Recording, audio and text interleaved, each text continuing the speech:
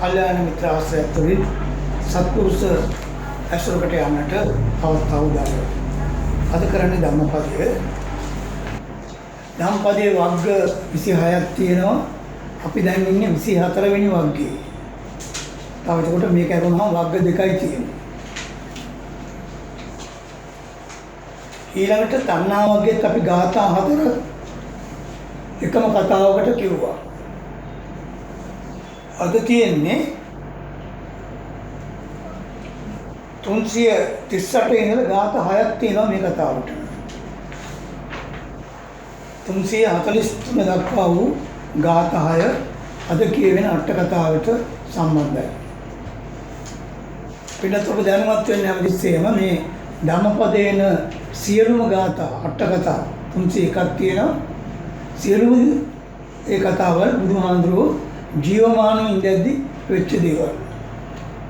විශේෂත්වයක් ඒකයි. ඔය ජාතක පොතේ තමයි පෙර කතාවල් කියවෙන්නේ. නැත්නම් ත්‍රිපිටකයේන 80ක 90ක ප්‍රමාණය බුදුහාඳුරෝ ජීවමානව ඉඳද්දි වෙච්ච සිද්ධි අරබය. ඔයාලටත් යන 338 ඉඳලා 343 වෙනකම් ගාථා 6ක් තියෙනවා. මේ කතාව ඉතා විශේෂ කතාවක්. අනිත් සියලු දේවල් ධර්මයේ තියෙන දේවල් සියල්ලම විශේෂයි. ඇයි? අපේ ජීවිතේ අපට මුණ ගැහෙන සියලුම සැප දුක් දෙකට බද්ධයි මේ ත්‍රිපිටකයේ සියලු දේශනා. අපි සැපක් වින්දත් සැප කියන සම්මත සැපය, දුකක් වින්දත් ඒවට හේතු කාරණා ඇති දේවල් තමයි ත්‍රිපිටක ධර්මයේ තුල ඇතුළත් වෙලා තියෙන්නේ. ඒ නිසා මේට දාලා කතාවත් අපිට උතාමත්ම ආසන්නතම කතාවක් විදිහටයි මට නම් තේරුම් ගන්න තියෙන්නේ. මේ ගාථා 6 තෝරන්න ඉස්සර වෙලා මම බලාපොරොත්තු වෙන කතාවේ කොටසක් කියලා ඉන්නවා.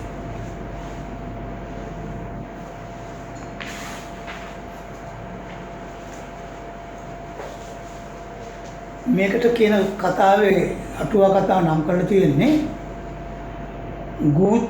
ගුත සූකර පෝතිකා වස්තුව. ගුත සූකර පෝතිකා වස්තුව.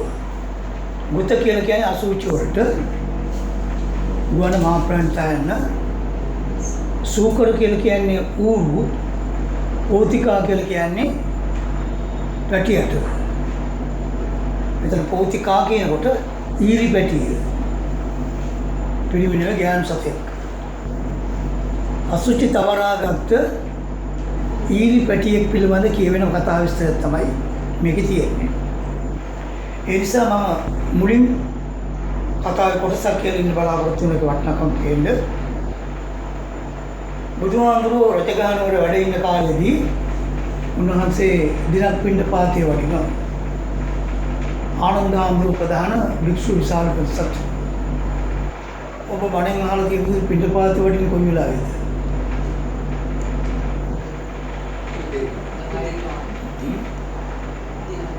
නෑ. නමේ පහු වෙච්ච ගම මොකද තමයි වඩි. මේක සූත්‍රයක් අපේ ඉස්සරහදී හම්බ වෙයි.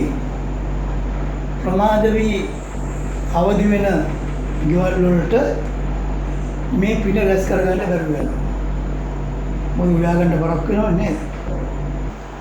බුදුහාමුදුරුවෝ පින්නපාතේ ඔය සමාජ ජාතක මේ සූත්‍ර දේශනාව තුන වෙලා වැඩි වෙච්ච නිසා ඒ කියන්නේ ආසන්නව ගියක් තියෙනවා නම් ඒකට වෙලා වැඩි නම් යන්නේ නැහැ. ඒ නිසා යනවා කොහොමද තව දැනකට බුදුහාමුදුරුවෝ පරිබ්‍රාජකෝ ඉතින් ආරාමකට ගිහලා සාකච්ඡා කරගෙන ඉන්නවා. සබුදුහාඳුරෝ පන්සලේ උතරන්නේ පාළි වලට කෝවිල් වලට දීලා තියෙන බව ඒකෙන් පේනවා. එහෙම යනකොට බුදුහාඳුරෝ දැක්කා අසුචි තවරාගත්ත ඊරි පැටියෙක් ඉස්සරහින් දුවනවා. බුදුහාඳුරෝ ආනන්ද හාමුදුරුවෝ මුත්තහනවා. ආනන්ද හාමුදුරුවෝ තිතියයි කට්ටිය ප්‍රමුඛ විදිය ආනන්ද දැක්කද ඊරි පැටියා කියලා. ඔය ස්වාමීන් මම දැක්කයි කියලා කිව්වා. ඔය ඊරිපැටියා කකුසඳ බුදුහාමුදුරන්ගේ කාලෙදී කකුසඳ බුදුහාමුදුරුවෝ කාට කලින්ද හිටියේ?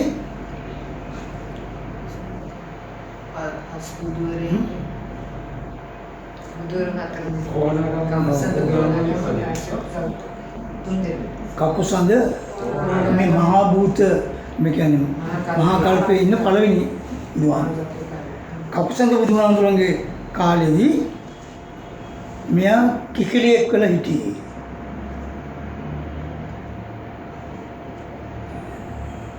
කිකිලියෙක් වෙලා ඉඳලා ඒ එක්තරා නගරයක කො නම් තියෙන නගරවල නගරයක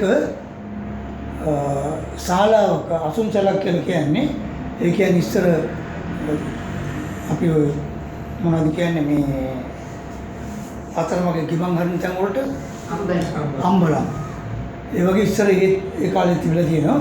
ඒ වල ආසන පනවල තියෙනවා. විශාල ඒවා බොහෝ පිරිසකට යන්න දෙන්න පුළුවන්. එහෙම අසුන්සලක් කවට මිනිස්සු ගැවසෙනවනේ. එනවා කනවා බොනවා වාඩි ඉඳලා යනවා. ඒ නිසා ඒ අවට තියෙන මේ බත් රොඩු වරම යන්නේ තමයි මෙයා කාලා ජීවත් වෙච්ච කෙනෙක් විදිහටයි මේ කතාවේ කියන්නේ. මේ වෙලාවේදී මේ කිකිලි අරම ඇයිදෙන් කකා ඉන්න වෙලාවේදී මේ අසුන් ශාලාවේ එක්කලවරක ඉඳලා තිනවා යෝගාවචර භික්ෂුන් වහන්සේ නමක්. උන්වහන්සේ ඒ වෙලාවේදී ශබ්ද නගල විදර්ශනා වඩනවා. ශබ්ද නගල විදර්ශනා වඩනවා. ඒ කියන්නේ හයියෙන් කියවනවා. අනිත්‍ය දුක්ඛ අනාත්ම පිළිබඳව හයියෙන් කියවනවා. මේ මිහිරි හඬ දිහා මේ කිකිලි අහගෙන ඉඳලා තියෙනවා. මිහිරි හඬ දිහාව කිකිලි අහගෙන ඉඳලා තියෙනවා. ඊට පස්සේ මේ කිකිලි නොබෝ වෙලාවකින් මිය ගිහිල්ලා ඉපදිලා තියෙන්නේ රජ කුලයකයි. මේ කිකිලි ඉපදිලා තියෙන පස්සේ රජ කුලයකයි. උබරි කියලා නම් ආයිචය කියලා කියනවා. ඇයි මේ අපි සාමාන්‍යයෙන් අහලා තියෙන බණේදී භාවනා කරනකොට භාවනාවට යොමු වෙච්ච ඇත්තෝ ඉපදෙන්නේ කොහේ කියලාද? බ්‍රහ්ම ලෝකවල කියලා. ඇයි මේ කිකිලි එහෙම උන්නේ නැත්තේ?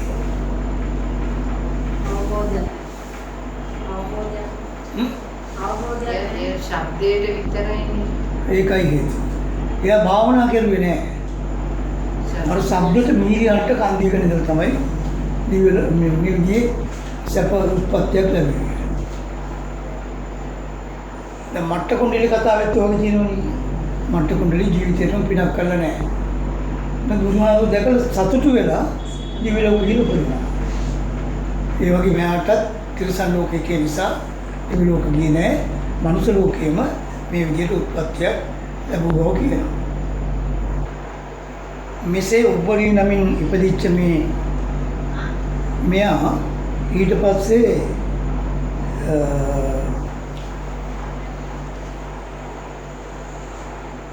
වැසිකිළියක තිබෙන අසුචි ගොඩක හිටිය අනුරලක් දැකලා ගොඩක් දැකලා මෙයාට පිළිකුල් සංඥාව හිතට ආවා. පිළිකුල් සංඥාව හිතට ආවා. පිළිකුල් සංඥාව හිතට ඇවිල්ලා මෙයා ඒ ගැන දිගින් දිගටම සිහිපත් කරමින් ජීවිත කාලේ ඉන්න අතරතුර මෙයා ගිහිල්ලා ඊපස්සේ බ්‍රහ්ම ලෝකේ ඉපදුනා. කලින් කිකිලියක් ඊට පස්සේ මිනිස්සෙක් ඊට පස්සේ දැන් බ්‍රහ්ම ලෝකයේ උත්පත්තිය ලැබුණා. ඒ බ්‍රහ්ම ලෝකේ පරිලා බ්‍රහ්ම ලෝකේ ඒ ආවුස කාලේ විඳලා ගෙවල ඉවරලා ආපහු ඌරු පරම්පරාවට ඇතුළු වුණා. දැන් වැඩිදුර යන ඉස්සෙල්ලා දැන් බලන්න මේ අවස්ථා හතර බ්‍රහ්ම ලෝකේ ඉඳලා මොකද වෙලා තියෙන්නේ මෙයාට ඊරියක් කියලා තමයි මේ කියන්නේ. බ්‍රහ්ම ලෝකේ ඉඳලා ඊරියක් විදියට උත්පත්ති ලැබුව කතාව තමයි කියන්නේ. ඌරු වගේ ප්‍රතිසිටි ඒ ඊරි ඌරියෝනේ පිළිච්ච ඒ ඊරිව තමයි මේ වෙලාවේදී දකින්නේ. මේ වෙලාවේ දකින්නේ එහෙමයි. ඊට පස්සේ ආනන්ද හාමුදුරුවෝ ප්‍රධාන භික්ෂුන් වහන්සේලා මෙහෙම වෙන්නේ කොහොමද කියලා බුදුහාමුදුරන්ගෙන් ප්‍රශ්න කරනවා. බුදුහාමුදුරන් ප්‍රශ්න කරනවා. ප්‍රශ්න කරනවා බුදුහාමුදුරුවෝ පැහැදිලි කරනවා අපි මෙතෙක් කතා කරලා තියෙන ධර්මය අනුව වගේ දැන් අපිට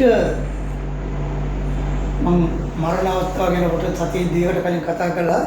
ඒ අවස්ථාවේදී අපිට හිත හදාගන්න ධර්මෝත් අන්තිම චුතියට අපි කොහේ ගිහලා ඉපදීද කියලා කාටවත් හිතා ගන්න පුළුවන්ද? අපි කාටවත් හිතා ගන්න පුළුවන්ද කොහේ? එතකොට අන්තිම මරණ චුතිචිත මේ ජීවිතේ අපි කලින් ඉඳලා හදා ගන්න ඕනේ. හදාගත්තේ නැත්නම් ඔහේ ඉන්නවට ඉඳලා කාලෙ ගිහලා ආපහු හිට උදේ නැගලා දැක්කට බදලා රස්තාවට යනවා. එහෙම නැත්නම් ටීවී එක බලනවා අරව කරගෙන. නේද ජීවිතේ ගත කළ යුතුත් එහෙම අපි මරණය කියන විතර නෙවෙයි ජීවත් වෙලා තියෙන්නේ. ওই විදිහට විස්තරයක් බුදුහාමුදුරුවෝ යත්තන්ට කිව්වට පස්සේ මේගොල්ලෝ එතන හිටිය හාමුදුරුවෝ සංසාර බිය ඇති වුණාලු. සසර පිළිබඳව බයක් ඇති වුණාලු. අපිට නෑ තාම ලැබිලානේ. තාම මේ කරනවට කරගෙන යනවානේ. නෑ බය ඇති වෙච්ච නිසා තමයි මේ ඇවිල්ලා ඉන්නේ. බය ඇති වෙච්ච නිසා මේ ඇවිල්ලා ඉන්නේ. අපි කෝ කල්යාණ මිත්‍ර ආශ්‍රයයෙන් මෙතන කරන්නේ සත්පුරුෂ සාහසයක් කරන්න කියලා. බුදුහාමුදුරුවෝ ආර්යයන් වහන්සේලා ගැන තමයි මෙතන කතා කරන්නේ. ඒවා තේරුම් කරන්න තමයි වර්තමාන සිද්ධිත් අපි මේ ගලපන්නේ. ඒ නිසා මේක මෙන්න මේ තැනට ආවට පස්සේ බුදුහාමුදුරුවෝ මේගොල්ලෝගේ සසර බිය ඇති වෙච්ච බව දැනගෙන ඒ වගේම මේගොල්ලෝ ටිකක් සංවේගී වුණා. මේ ආමුරු ටිකක් සංවේගී වුණා. බුදුහාමුදුරුවෝ මේක බුද්ධ ඥාණයෙන් දැක්කා. දැකලා ඇතුළු නුවර ඉඳද්දීම මෙන්න මේ ගාථායෙන් තමයි බණ කිව්වේ. ඇතුළු නුවර ඉඳද්දීම මේ ගාථායෙන් බණ කිව්වා. දැන් අපි ගාථායට යමු මොනවද කියපු බණ කියලා බලා ගන්න. දැන් අපි දැන් ඉන්නේ ඔය කියන සංසාර බය තියෙන සසර තමයි මේ පිළිල් තියෙන්නේ. අපි කොතන මැරෙයිද, කවද මැරෙයිද, රායක දවාලක මැරෙයිද, මහා පාරද ඇඳ උඩද, මිදුලේද, සර්පෙක් ගහලා මැරෙයිද, මොන ලෙඩේ ඇදලා මැරෙයිද දන්නවද? මම කියපෝ එකක්වත් අපි දන්නේ නැහැ නේද? එකක්වත් අපි දන්නේ නැහැ. ඒ නිසා ඔය ඔක්කොම පරාජය කරන්න පුළුවන් දෙයක් තමයි මම මීට සද්දයකට කලින් ඔබට මතක් කළේ ආචින්න කම්ම පිළිබඳව. පුළුවන් තරම් හොඳින් ජීවත් වෙලා අපි හොඳ හිතක්ම ඒ වෙලාවට මතු කරගන්නට පුරුදු කරගෙන සබාගත්තොත් කොහේ මොනවා කමන්නේ. ඒ නිසා ඒ ගැන බුදුහාමුදුරුවෝ විස්තර කරපු ආකාරය පිළිබඳව අපි යමු 338 වෙනි ගාථාව. යතාපි මූලේ අනුප්පදේව දල්ලේ කින්නෝපි රුක්කෝ පුනරේව රුවති එවම්පි තණ්හානුසයේ අනුමතේ නිබ්බත්තති දුක්ඛ මිදම් පුනප්පුනා යතාපි මූලේ අනුප්පදේව දල්ලේ දල්ලේ කියලා කියන්නේ දැඩිව අනුප්පදේව කියලා කියන්නේ එතන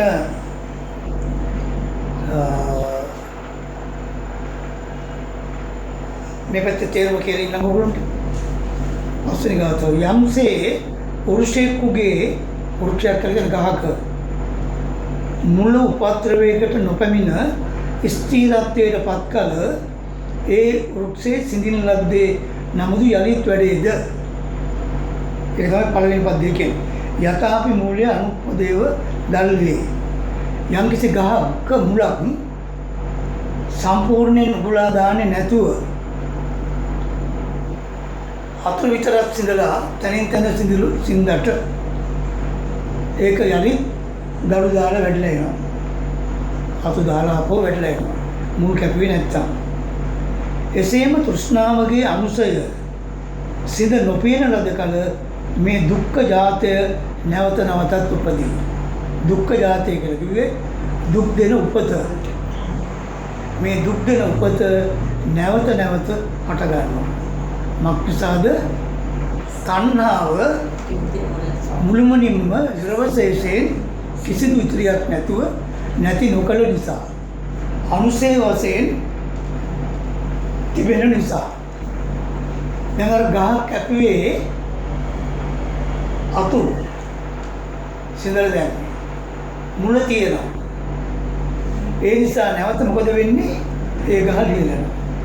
අන්න ඒ වගේ තණ්හාව මුලින්ම නැති නිකොලොත් එතෙක් නැවත මේ තණ්හාව වරින් වර ලියලා ඇවිල්ලා සසර නැවත නැවත ඉපද දුක් විඳින්න සිද්ධ වෙනවා.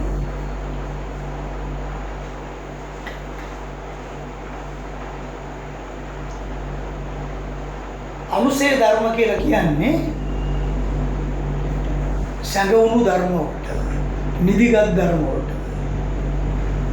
අපිට බාහිරව බැලුවාම අපි ළඟ එහෙම තියෙනවද කියලා අපිට තේරෙන්නේ නැහැ. තණ්හාව, කේන්තිය, ලෝභකම, වෛරය අපිට එහෙම තියෙනවා කියලා පේනවා. යම් කිසි සිද්ධියකට ඕන කරන කරුණු මුළුණාට ලමුණාට පස්සේ ඒව නැගිටලා එනවා. ඒ නිසා ඒවට කියන්නේ සංගවුණු පව් කියලා. අනුසය ධර්ම කියලා කියන්නේ. එහෙම ඒවා හතක් තියෙනවා. කාමරාගයේ පටිඝය තියෙනවා. ඊළඟට දිට්ඨි තියෙනවා, දෘෂ්ටිය. ඊළඟට තියෙනවා විචිකිච්ඡාව, අවිජ්ජාව තියෙනවා. ඔය විදිහට හතක් තියෙනවා සංගවුණු. මේවට කියන්නේ අනුසය ධර්ම කියලා. අනුසය කියලා කියන්නේ ෂේ නොකර සංගවී තිබෙන දේවල්.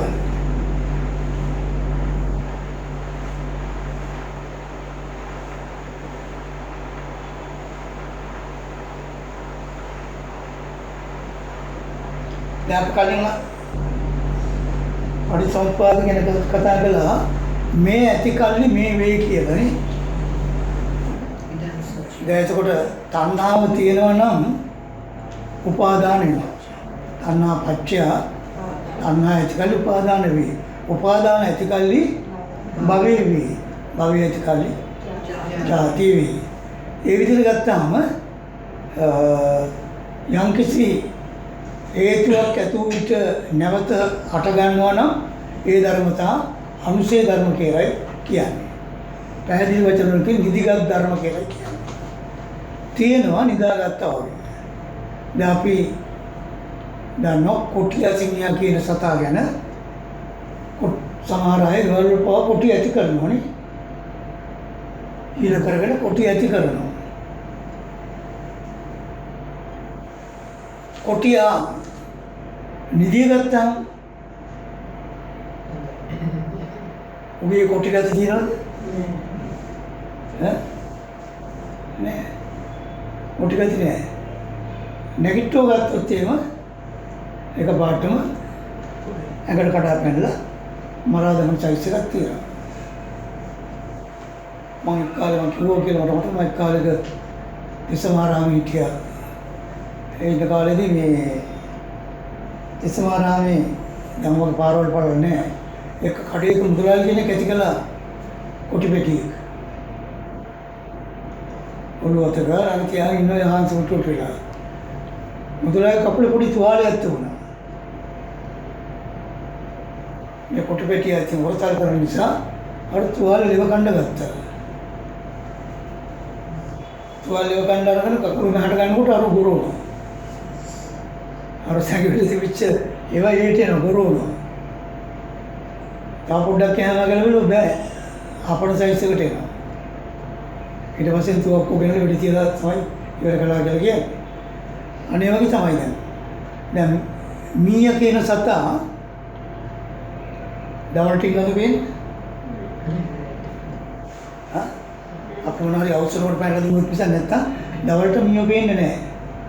ඌ ඉන්නේ හැංගිලා. ඌට ඕන කරන පරිසරයේ දැන් දවල්ට උඹලකට සුහද තිබුණත් ඌ එන්නේ නැහැ ඉතින්ට. ඌට අන්ධකාරය කියන පරිසරය ආවට පස්සේ ඌ දන්නවා දැන් මිනිස්සු උදි කියලා නේ. ඊට පස්සේ සුහද වාගෙන එනවා. ඇවිල්ලා තමයි අර හානිය කරලා යන්නේ. අන්න ඒ වගේ අපි ගාව තියෙන අකුසල ධර්ම වල අනුසය ධර්ම කාමරාග පටික දිට්ඨි අවිජ්ජා කියන ඔය අකුසල ධර්ම අපි ළඟ සැකවිලා තියෙනවා. උදාහරණයක් වශයෙන් ගත්තොත් කියන්න පුළුවන් සංයෝජන ධර්ම 10ක් තියෙනවා. මොනවද? සක්කාය දිට්ඨි විචිකිච්ඡාදී වශයෙන් අවිජ්ජා දක්වා 10ක් තියෙනවා. සෝතාපන්න ඵලයටපත් වුණාම එකකින් කීයක්ද නැති වෙන්නේ? තුනක් නැති වෙනවා. මොනවද ඒ තුන? සක්කාය දිට්ඨි ඔව් මේවයි කියන්නේ උන්ටයි මතකෙකින් ඉන්නේ නැත්තම් මම දන්නවා කියලා විශ්වාසීචයට බෑ. මේ අපි මෙතන කියන්නේ අපිට මතක තියෙන්නේ. ඒ තුන නැති වෙනවා. තව ඒකට පව් කීයක් තියෙනවද? සෝතාපන්න චිකන් කියන්නේ. තව 7ක් විතරයි. තව 7ක් විතරයි. ඊළඟ කාමයේ තියෙනවා. කේන්තියේ තියෙනවා. ඊළඟට රාගයේ තියෙනවා. භව රාගයේ රූප රාග රූප රාගී මාන්නේ තියෙනවා. උද්දච්චකම් තියෙනවා. චතුරාර්ය සත්‍ය අවබෝධ නැතිකම තියෙනවා. එතකොට අර හතම අනුශය ධර්ම විදිහට යාගේ තියෙන ජීවිතේ. සකුදාගාමී වුණා. කාමරාග පරිදි තුනිය වුණා විතරයි සම්පූර්ණත්වය කියන්නේ. තාමත් අම්සක විදිනවා. අම්සක විදිනවා. ඒ නිසා ඉතුරු ඒවා තව තියෙනවා. අන්න ඒ වගේ ගත්තාම අපිට නැතුව වගේ තේරුණාට මොකක් හරි වෙලා බලන්න ඕන අපේ පාට් එක නේ. අපිට කේන්තිය නැහැ. අන්න ඒ විදිහ අනුශය ධර්ම අපේ සංගවිලා තියෙනවා. ඒ හේතුව මුල එතන තියෙන නිසා. අර ගහේ මුල තිබෙච්ච නිසා අර වලිය වෙනවා. අනුශය ධර්ම පිළිබඳ කියන වෙලාවේදී අවස්ථා තුනක් ගැන කියනවා. අනුශය අවස්ථාව එකක්. ඒ කියන්නේ අකුසල් සංගවිත වෙන අවස්ථාවට කියන්නේ අනුශය කියලා. ඒකට ඕන කරන පරිසරය සකස් වුණාට පස්සේ ඒ කියන්නේ අර හිතේ දෙන වචන කියනවා නම් බයින්නවා නම් මෙතනතරවම කරනවා. පරිසරය සකස් වෙනකොට ඒකට එනවා පරිඋත්ථාන අවස්ථාවේ අවස්ථාව. පරිඋත්ථාන කියලා කියන්නේ ටික නැගිටගෙන යනවා. ඊට පස්සේ මොකද වෙන්නේ? වීතික්කම උතුරාගෙන අතපය විසිකල ඉස්සර කටින් බැලබැලි අතපය විසිකල ඊළඟට පාර දීම සටන් කිරීම වගේ ඔක්කොම සිද්ධ වෙනවා. බුදුහාමුදුරුවෝ මෙතන දේශනා කරනවා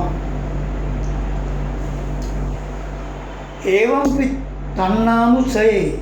අන්න ඒ විදිහට තණ්හානුසය කියන්නේ තණ්හාවේ අනුසය. අනුූතේ කියලා කියන්නේ රහත් මගින් නැති කරන තුරු මේ ස්වභාවය තියෙනවා. වහන්ති දුදිත්තං සංඛාන නිබ්බත්ති දුක්ඛමිදම් පුනප්පුනං. ඒ නිසා එහෙම තියෙන නිසා නැවත නැවත මේ දුක් විඳින જાතිය තුළ ඉපදීම සිද්ධ වෙනවා. ඊළඟ ගාථාවට යනවා. අපි තෝරන පස්සේ යස්ස චත්තිං සති සෝතා මනාපස්ස වනා බය වහන්ති උද්දිට්ඨං සංකප්පා රාග නිස්සිතා. යම් කිසිවෙකුට සතිස් වදෑරුම් තෘෂ්ණා සෝතයන් සමන්විත වූ මනාපෝ රූපාදී අරමුණේ ශ්‍රවණය වන්නා වූ කියලා කියන්නේ ගලාගෙන යනවා කියලා. ශ්‍රාවය ගලාගෙන යනවා. තෘෂ්ණාතමෝ බලවත් උපදීද අඥ වූ පුද්ගලයා රාගයේ අසුරු කළා වූ විතර්කෝ බලවත් වූ අපායට පමුණවත්.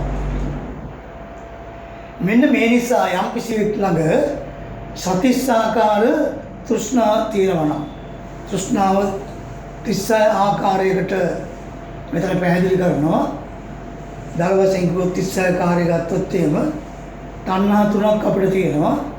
කාම තණ්හා, භව තණ්හා, විභව තණ්හා කියලා. ওই තුන ඇස කන දිව නාසය ශරීරයේ සහ සිත වශයෙන් හයකුත් ඊළඟට රූප ශබ්ද ගන්ධ රස ස්පර්ශ ධම්ම වශයෙන් බාහිර හයකුත් එකතු කරගත්තාම කීයද 6යි 12යි. කාම භවයේ පිළිගන්න 12 ආකාරයකට ඇති වෙනවා. රූප භවයේ පිළිබඳ 12 ආකාරයකට තණ්හාව ඇති වෙනවා. අරූප භවයේ පිළිබඳව 12 ආකාරයකට තණ්හාව ඇති වෙනවා. එතකොට 12 වරක් තුන 36 ආකාරයකට අපි තණ්හාව ඇති කරගන්නවා. මෙන්න මේ තණ්හාව තියෙන කෙනා තුල මොකද වෙන්නේ? මේක හැමතිස්සෙම ගලා උතුරාගෙන යනවා. ගලාගෙන යන ස්වභාවයක් තියෙනවා. ඒ නිසා මේ තණ්හාව නැවත නැවත වැඩි වීම තුළ මෙයා නිතරම වැඩිපුර ඉන්නේ භවයේ සතර පායින්. විද්‍යාන්තර ගන්න කොච්චර වටන ධර්මයක් දේශනා කරලා දෙන කියලා අපිට තේරුම් ගන්න පුළුවන් කාලෙක මේ සසර ඉපදින්නේ අපි තණ්හාව නිසා, ආසාව නිසා.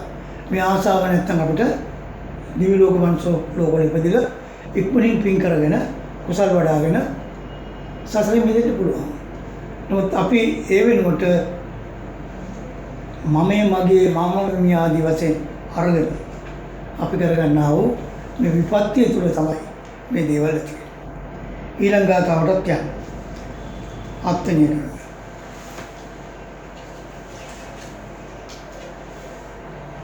සවන්ති සබ්බදි සෝතා ලතා උබ්බිච්ඡ තිට්ඨති තංච දිස්වා ලතං ජාතං මූලං පඤ්ඤාය ජින්දති ඉන්දත.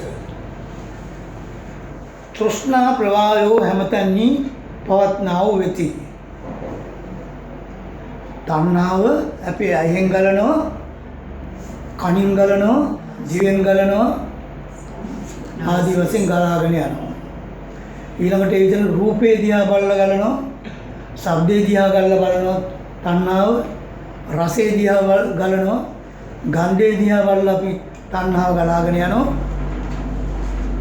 අපට සුවඳක් එහෙම આવත් අපි සුවඳ ඔස්සේ දුවනවා නේද? ඒ ගලාගෙන යනවා. ඒ විදිහට ස්පර්ශය කෙරෙහි අපි හැමදෙස්සෙම රුචිකත්වය ඇති කරනවා. ඒ වගේම සිතුවිලි වලත් අපි ඉන්නවා. අනිසා තමයි මේ හැමතැනී පවත්නා වූ වෙති කියලා කියන්නේ ඒකයි. ඇහෙත් තියෙනවා, කනෙත් තියෙනවා, දිවෙත් තියෙනවා, නාසයෙත් තියෙනවා, ශරීරෙත් තියෙනවා, හිතෙත් තියෙනවා. රූපෙත් තියෙනවා, ශබ්දෙත් තියෙනවා, ගන්ධෙත් තියෙනවා, ස්පර්ශෙත් තියෙනවා. ඇති වෙන සිතුවිලි වල නැත්තම් ධම්ම කියන වල තණ්හාව අපි ළඟ තියෙනවා.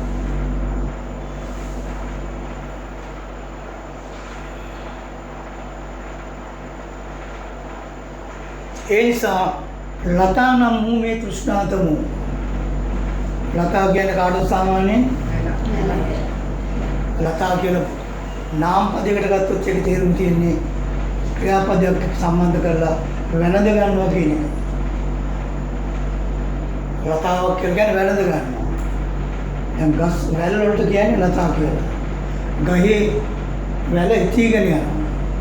ඒ වගේ මේ තණ්හාව කියන එක අපිව උතාගෙන ගිහිල්ලා අපිව විනාශයටපත් කරනවා.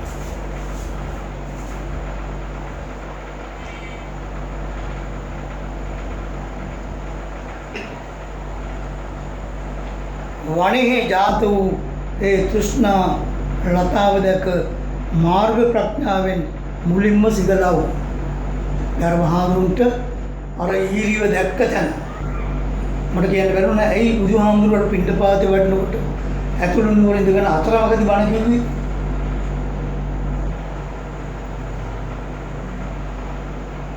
අතරමඟදී බණ කිව්වේ ඇයි? සිද්ධිය වෙච්ච තැනම ඒක පැහැදිලි කරලා දුන්නොත් තමයි වඩාත් ඒක ගෝචර වෙන්නේ. සාබුදුමාතුරු කල්පනා කළා මෙතෙන්දිම මේ සංවේගයටපත් වෙච්ච, කලකිරිච්ච, සසර බය ඇති වෙච්ච පිරිසට මේක කියලා දුන්නොත් මේක හොඳට වදිනවා කියලා. ඒ නිසා බුදුහාමුදුරුවෝ මෙහෙම කිව්වා. ඒ නිසා ඔබලා මේක තේරුම් අරගෙන තෘෂ්ණාව මුදාහරින මාර්ග ප්‍රඥාවට වැටෙන්න කියලා. ආර්ය අෂ්ටාංග මාර්ගය.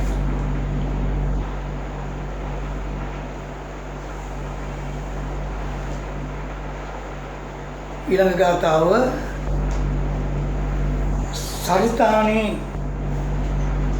සිනේහි තානිච්ච සෝමනස්සානි භවන්ති ජන්තුනෝ තේ සාත සිතා සුකේසිනෝ තේ වේ ජාති ජරූපගා නර.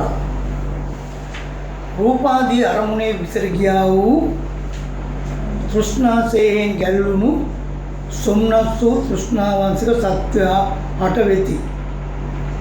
උදාහරණයක් දෙන්නේ රූපය අරමුණු කරගෙන යම් කිසිවෙක් ඇති කරගන්නා වූ තෘෂ්ණා බැඳීමක් වෙනවා. දැන් නාකිය අපිට රූපය අවුවේ නැහැ නේ. රසගම වුණ නේද? රස මුල් කරගෙන අපිට තෘෂ්ණාවක් ගලාගෙන යනවා නම් ඒ කියන්නේ එකම රස නැවත නැවත හොයනවා නම් එහෙම ගැලුණු තෘෂ්ණාව ඒ සතුට තුළ තියෙන්නේ තෘෂ්ණා ගතිකයක් තියෙන්නේ. අපි යම් කිසි දෙයක් නිතර බලාපොරොත්තු වෙනවා නම් ඒ තුළ තියෙන තණ්හා ගතියක් තමයි තියෙන්නේ. ඒ පුද්ගලයා පස්කම් සුව ඇතුළු කළා වූ සැපසු වෙන සුල්ලෝ වෙති. ඒ නිසා ඒ විදිය පුද්ගලයා මොකද කරන්නේ? මේ පංච ඉන්ද්‍රියෝ ආශ්‍රය කරලා ඒගොල්ලෝ සැපසහගත දේවල්මයි සොයන්නේ. අපි නිකන් උදාහරණයක් ගන්න බලමු. ධනවත් අය ගමනක් බිමනක් ගියාම හොඳ හෝටල්ම නේද හොයලා කන්නේ. සාමාන්‍ය ගැමි කඩේකින් අර ගස් මුට්ටිය තියෙන තැනකින් ප්ලේට් එකකින් බොන්නේ නේද? ඒගොල්ලෝ රස දේවල්මයි හොයන්නේ. අන්න එහෙම විදිහට ගත්තාම සැප සොයන සුල්ලෝ වෙති. සුල්ලෝ කියන්නේ සුළුයි. ඒකම හොයන අය. එමුදු සත්‍යෝ ජාති ජරා ව්‍යාධි මරණයන්ට ඒකාන්තයෙන් පැමිණෙත් නෑ. එහෙම සත්‍යෝ කියන්නේ පංචකාම රසය හොයන ඇත්තන්ට ජාති ජරා ව්‍යාධි මරණ කියන එක අනිවාර්යෙන් බවයි මේ ගාථාවේ කියන්නේ. කතාවේ තව ටිකක් තියෙනවා කියන්නේ නිසා මම මේ ගාථාවක මොතෝරගෙන මේවා මාස දෙකක් ඕනනම් කතා කරන්න පුළුවන් ගාථා ටිකක් තියෙන්නේ. පස්වෙනි ගාථාව තසිනාය සුරක්කතා පජා පරිසප්පන්ති සචෝච බාධිතෝ සංයෝජන සංඝ සත්තා දුක්ඛම් පෙන්ති පුනප්පුනං චිරාය. තෘෂ්ණා විසින් පිරිවරණ ලද්දා වූ සත්වයෝ බදනාලද සාවිකුමෙන් බිය වෙති. සාවා කියන අහිංසක සතෙක් වැද්දෙක් කල්ලමු වැදගත්තොත් තෘෂ්ණා විසින් පිරිවරණ ලද සතෙක් හා සමානයි කියලා කියන්නේ. සංයෝජන සංගයෙන් බැඳුනා වූ බොහෝ කල නැවත දුකට පැමිණෙති. ඒ කියපු කාරණාව තවත් පැහැදිලි කිරීමක් කරන්නේ. අවසාන ගාථාව තසිනාය පුරක්කතා පජා පරිසප්පන්ති සසෝච බාධිතෝ තස්මා තසීනං විනෝදයේ බික්ඛු ආකංකි විරාග මත්තනෝ. තෘෂ්ණා විසින් පිරිවරණ ලද මේ සත්තු වැද්දා විසින් බඳනා ලද සාවිකුමෙන් බියපත් වන්නාව. එයින් රාග විගමනයේ නැමැති නිවන කැමැති වන මහානතමේ තෘෂ්ණාව රහත් මාර්ග ඥාණයෙන් ප්‍රහීන කළ යුතු වන්නේය. එතකොට මේ තෘෂ්ණාව නැති කරන්න නම් අපි මොකද්ද කරන්න ඕනේ? රහත් මාර්ගය කියන එක අපිට ගැඹුරුයි. එහෙමනම් අපි පිනේ හැසිරෙමින් කුසලයේ දක්ෂයෙක් වෙමින් මේ වෙන විටත් අපි සෝවාන් මාර්ගයට ප්‍රවිෂ්ඨ වෙච්ච අත්තු විසින් සලකලා මේ ගත්ත පියවර. ඇයි සක්කාය දිට්ඨිය ආත්ම සංකල්පය අපි ළඟ තුනී වෙලා තියෙන්නේ නැද්ද? අපි දන්නවා අපි ළඟ තියෙන රූපය විනාශ වෙන බව. ඒ ආත්ම සංකල්පය පිළිබඳ අපි ඇති කරගෙන දැනීම. අපි මේ රූපයත් එක්ක වැඩි බැඳෙන්නේ නැහැ. බුදුහාමුදුරුවෝ දේශනා කර තරක් තියෙනවා මේ මිනිස්සු රූපේ ගැන කලකිරලා ඉන්නේ.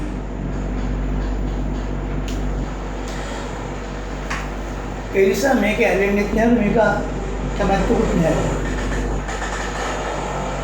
බුදුහාමුදුරුවෝ කියනවා ඊළඟට ඒ සූත්‍රයේදී ඒක එච්චර වරදක් නැහැ කියලා. මිනිස්සුන්ට එහෙම හිතන එක එච්චර වරදක් නැහැ කියලා කියනවා. බුදුහාමුදුරුවෝ ඒකට ඒ සූත්‍රයේදී කියනවා එහෙම කලකිරිච්ච මිනිස්සු සසර පුරා ආපු නිසා මේ හිත ගැන හිතලා තියෙන්නේ. විඥානය ගැන හිතලා තියෙන්නේ. මනස ගැන හිතලා තියෙන්නේ මේක මගේ මමය කියලා. මෙන්න මේ හිත තමයි නැති කරගන්න ඕනේ මේ කය නෙවෙයි. ඒ සූත්‍රය කියන්නේ අපි මේ මමේ මගේ කියලා අල්ලන් ඉන්නේ කයින් නෙවෙයි හිතේ. අපි උනට මොන හොදනවා පවුඩර් දානවා එක එක විචිත්‍රවත් දේවල් කරනවා මාල දානවා කරාබු දානවා නේද පොළොස් වදිනවා. නමුත් මේ සූත්‍රය කියන්නේ අපි කලකිරලා ඉන්නේ. නමුත් කලකිරෙන්න ඕනේ ඒ ගැන නෙවෙයි කලකිරෙන්න ඕනේ තමන්ගේ හිත ගැන. ඒ නිසා පටිච්චසමුප්පාද උගන්වනවා හිත කොහොමද හැදෙන්නේ කියන එක පිළිබඳ කරුණු තමයි බලන්න. සය ගැන කවදාද කරනවා තෘෂ්ණාව විසින් නෑ. එයින් රාග විගමනය කියලා කියන්නේ රාගය සම්පූර්ණයෙන්ම නැති කරන නිවන කැමති වෙන මහානතේ මේ තෘෂ්ණාව රහත්මකනේ ප්‍රහාණ කරනවා. අපි සක්කාය දිට්ඨිය තුනී කරගෙන ඉන්නවා. අපි බුදුහාමුදුරුවෝ තුනුරුවන් තදින් විශ්වාස කරන්නේ නැත්තෝ ඒ වගේම වෙන සීල වෘත පිළිබඳ අපේ පැහැදීමක් නැහැ. ඒ නිසා අපි සෝවාන් මගට වැටෙන ඇත්තෝ විදියට සලකලා මෙන්න මේ මාර්ගයේ ඉදිරියට යන්නට ඕන කරන පසුබිම සකස් කරගත්තොත් අපිට පුළුවන්කම ලැබෙනවා ඉක්මනින් මේ සසර ගමන කෙලවර කරගන්න. මේ කතාවේ තවත් තියෙන කොටසක් ඉඳන් වෙලාව යනවා. ඒ ටික ඉක්මනින් කියන්න පුළුවන් රසය නෑ. ඒ නිසා ඒ ටික ලබන සතිය කියලායි සූත්‍රයට යන්නේ. සාරාංශ වශයෙන් මට අවසාන කියන්න තියෙන්නේ මේ අපි ඉපදින්න නැත්තෝ ඊළඟ භවයේ කොහොම වෙයිද දන්නේ නැහැ. ඊළඟ භවයේදී හොඳ භවයක් ලබා ගන්න ඕන කරන පසුබිම තමයි මම අර ගිය සතියේ වල කියන්නේ